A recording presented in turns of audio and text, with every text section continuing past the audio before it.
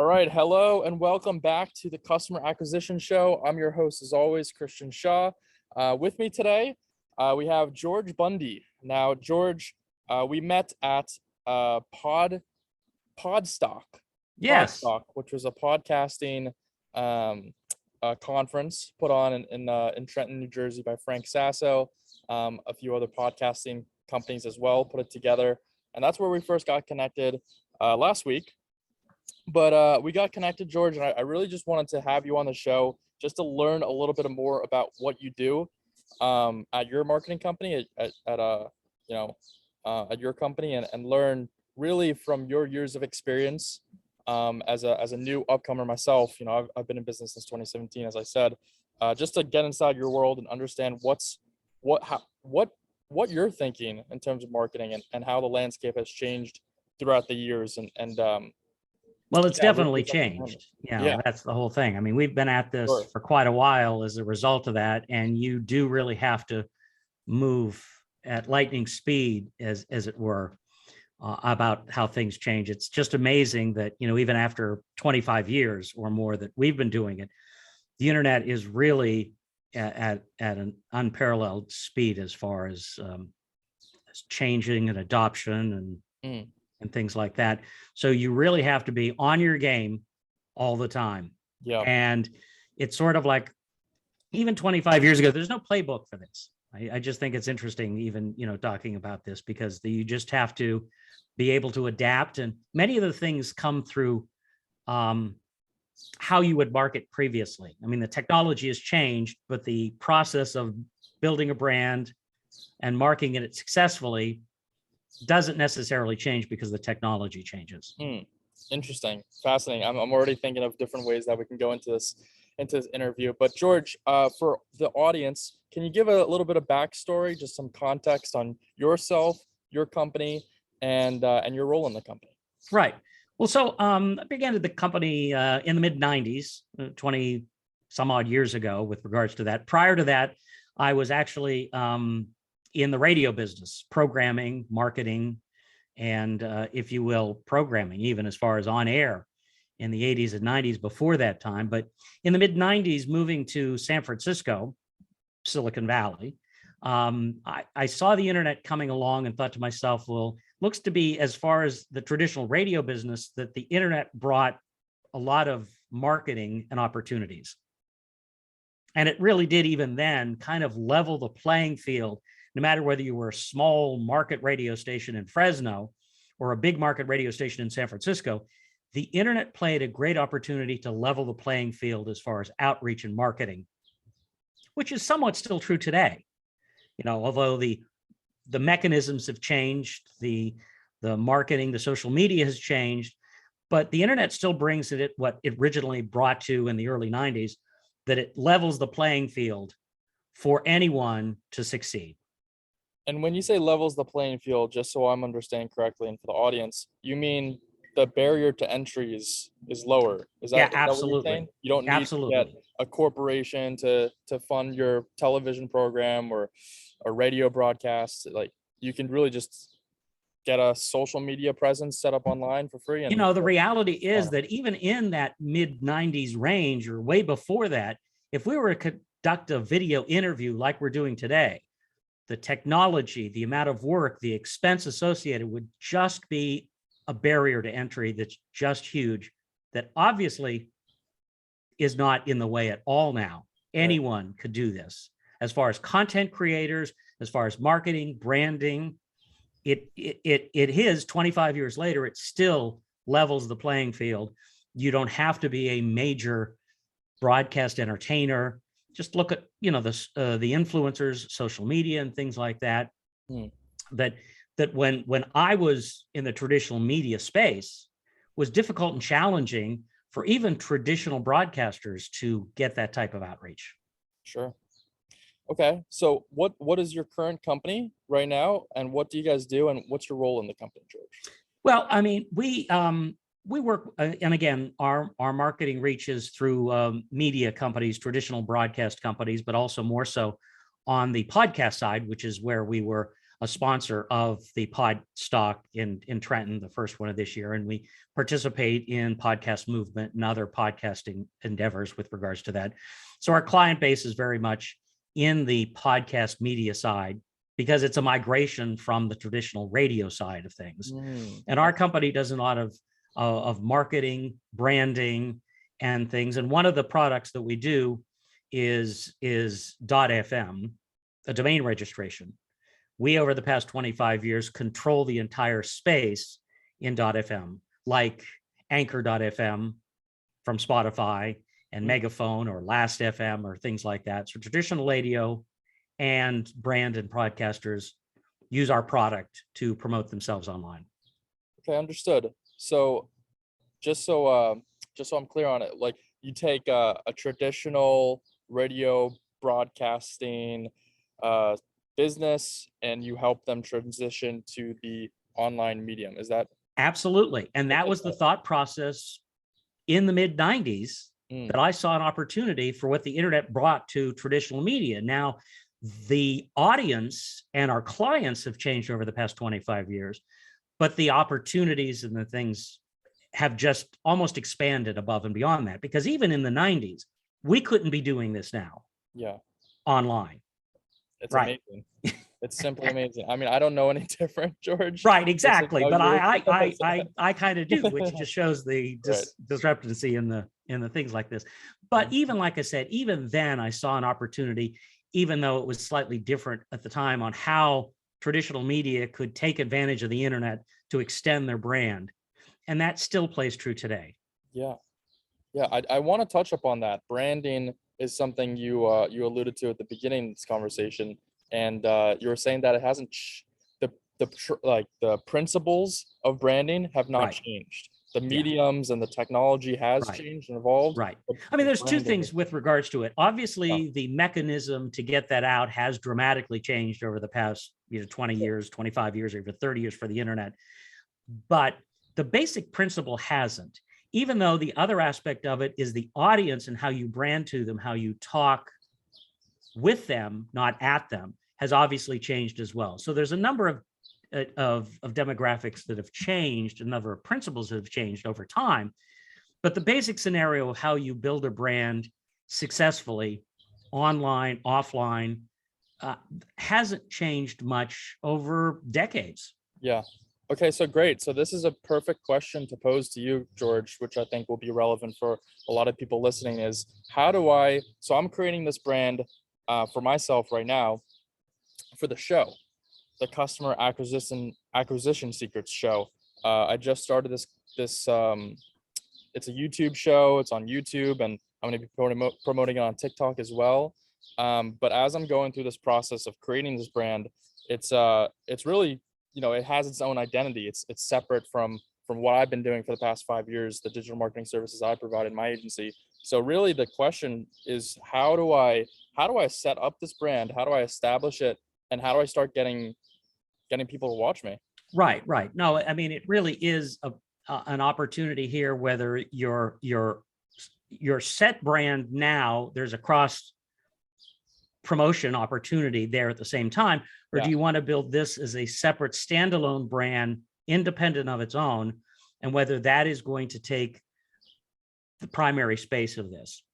Because again, the question becomes, if the audience is similar, cross-contamination aspect of it is the same, or is this, you're going to start from scratch, you're going to build a brand from the bottom up with a whole different audience, then you need to reach a different segment of that.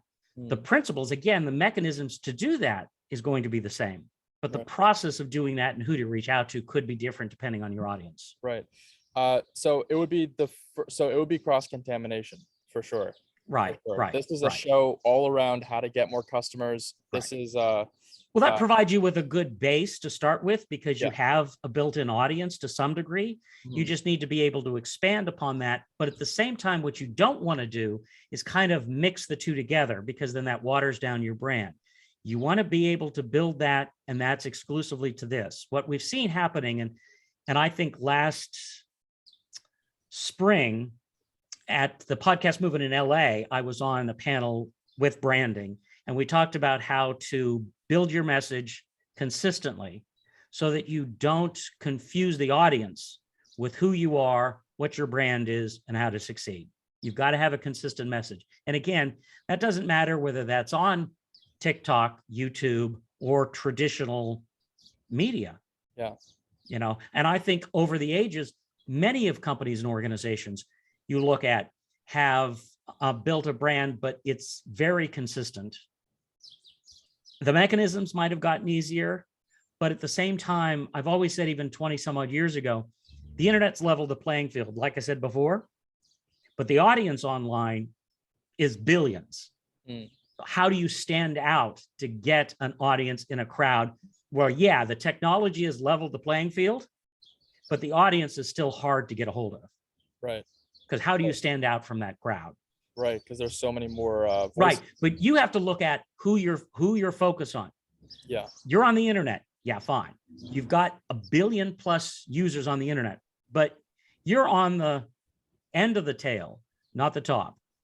Right. Okay. You're not going to be necessarily a Google, a YouTube, or a Facebook, but you want to focus on who your audience is. And that makes it a little bit, maybe more of a challenge, but more of an opportunity, because you need to get to that audience. Where's that audience at? Where they're at. Yeah. Now, and early on, and I got this, opportunity. One of our marketing, Main Street branding, was one of the first branding companies a long time ago. And this was, wasn't necessarily a long time ago, on TikTok. I put an account, got on TikTok. There was hardly anyone there but younger girls. And it was just sort of like, I had gotten the argument from everyone, why do you want to market to that audience? Well, the idea was, we need to set our space in that technology, on that platform, before. Yep. Okay. And now, like you and everyone else, look where the audience is on TikTok. It's okay. Crazy.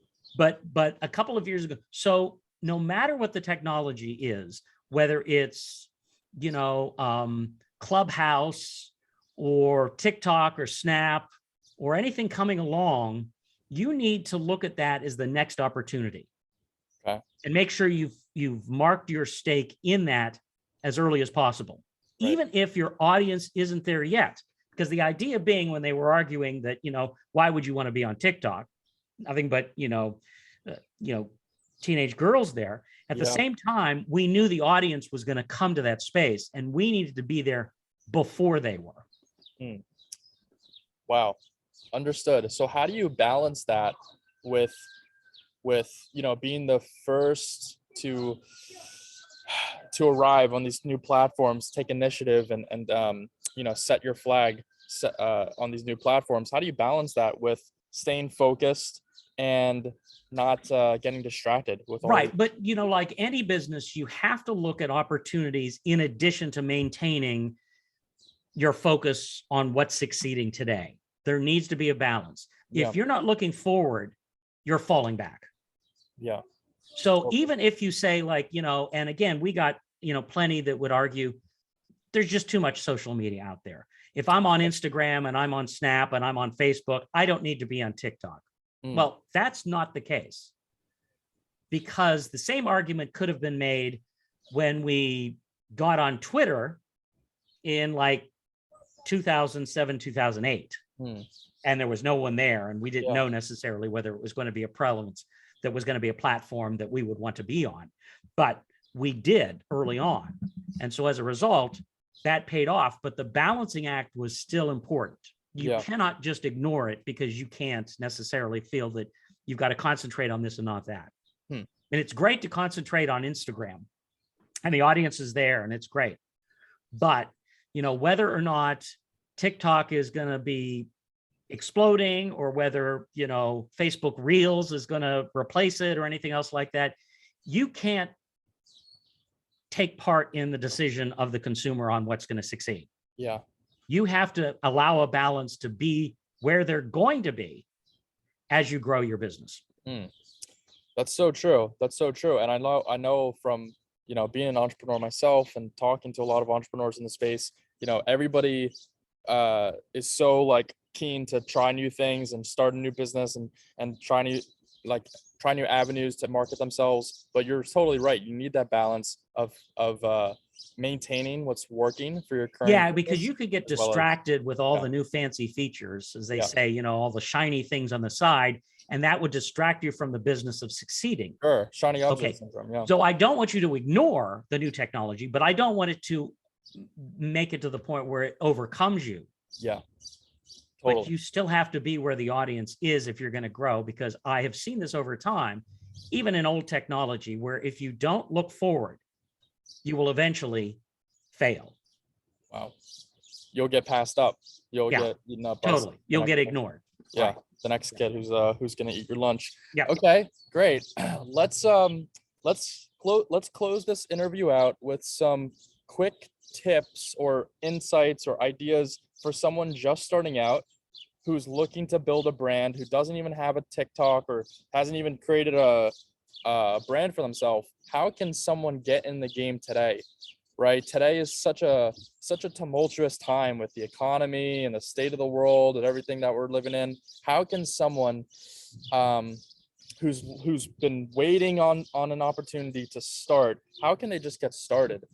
Yeah, I mean, With we've a seen brand? that over the past couple of years. I think that the drawbacks and success of what's happened over the past couple of years with the pandemic, if you will, and how people have reevaluated what they want to do with their life as it goes on, provided an opportunity. But then it is also, well, where do I start? Right. What you want to reach, what your goal is, what your brand is, your name, your focus. And then the basic scenario is everything needs to be consistent. Okay. So as a result of that, where you go from here has to be consistent. Like the handle and your contacts, what your usage is, your social media presence, it should be consistent across the whole brand. Right. Okay. So, and that's another thing that I found even in our conversation we had at one of the conferences, I think it was earlier this year. So it was one of the conferences that came back, was that if you don't have a consistent message, you're going to lose focus. So that's another thing I want you to do is I want you to go through your own presence online, that normally would be your website and domain name, and your social media handles across as many platforms as you can. And again, that would be Facebook, Twitter, Snap, Instagram, TikTok, Clubhouse. It just goes down the line. Right. Yeah. I mean, I presented you with my digital identity. And in that digital identity, it had my entire social media list. Every one of those were consistent. Okay. So your brand is consistent across every platform. Understood. And that is the basic foundation to begin the success of building a brand online. Wow. If you don't have that consistent message, then you're not going to be able to present it successfully to users. Right. And the idea is there's so much noise happening on all these different platforms that if you're saying one thing on one platform and something else on some other platform, nobody's going to really get. Yeah, it's going to be distractive, and right. it's not going to send a consistent message to you.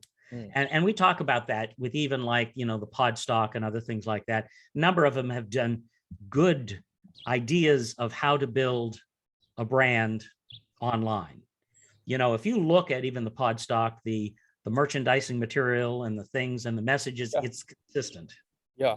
And it was a very difficult challenge to put off a conference for the first time, post-pandemic, and have it somewhat succeed that you're going to do it every year. But, they've set the foundation for that. And that is a basic principle, again, across any product or brand you're going to build online, is the messaging has to be consistent. Wow. I think that's perfect. That's a great place to end on. Consistency. Magic is in the consistency. Yeah. Okay. Well, great. Let's keep it consistent. Where can we find you online? Where can we check out what you're doing? How can we collaborate with you, George? Yeah. So our main website is under brsmedia.com. And then under there, we have a number of our individual products and brands, but, you can get a hold of me. And like I said, in my, digital card that I gave to you, All my social media is GT Bundy, one word. GT Bundy. Whether that's Snap, whether that's TikTok, whether that's Twitter, Instagram, Facebook, it's consistent. Great. George, thank you so much for jumping on today. I appreciate it. Great. Thanks for having me. All right. Take care now.